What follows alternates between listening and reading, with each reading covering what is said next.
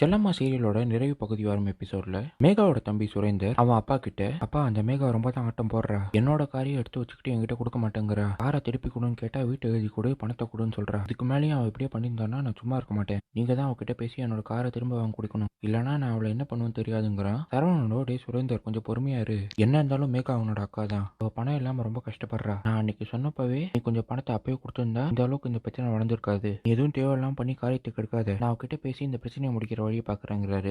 அன்னைக்கு ராத்திரியே மேகா கிட்ட பேசிட்டு சரவணன் ஃபுல்லா குடிச்சிட்டு வீட்டுக்கு வராரு. சுரேந்தரும், அப்பா என்னப்பா ஃபுல்லா குடிச்சிருக்கீங்க, என்னாச்சு அப்படின்னு கேட்க, சுரேந்தர், நான் ஒரு தப்பு பண்ணிட்டேன்டா, தயவு செஞ்சு என்ன மன்னிச்சிரு. நீ சொன்னேன்னு சொல்லிட்டு மேகா கிட்ட பேசுறதுக்காக அன்னைக்கு நான் போனேன். ஆனா நான் போறப்போ நடந்த விஷயமே வேற.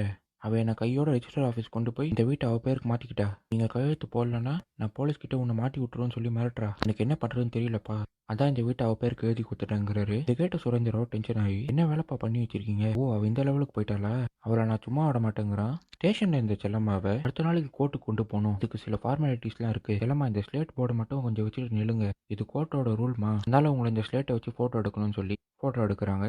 சித்தார்த் செல்லம்மா நினச்சிட்டு வருத்தமா இருக்கிறத பார்த்த மலர், அப்பா அம்மா திரும்ப வரமாட்டாங்களாப்பா, எனக்கு அவங்கள பார்க்கணும் போல இருக்குப்பான்னு சொல்ல, கவலைப்படாத மலர், உங்க அம்மா எந்த தப்பும் பண்ணல, கூடிய சீக்கிரமே அவங்க வந்துருவாங்க, நம்ம 3 பேரும் சந்தோஷமா இருக்கலாம்னு ஆறுதல் படுத்துறாரு.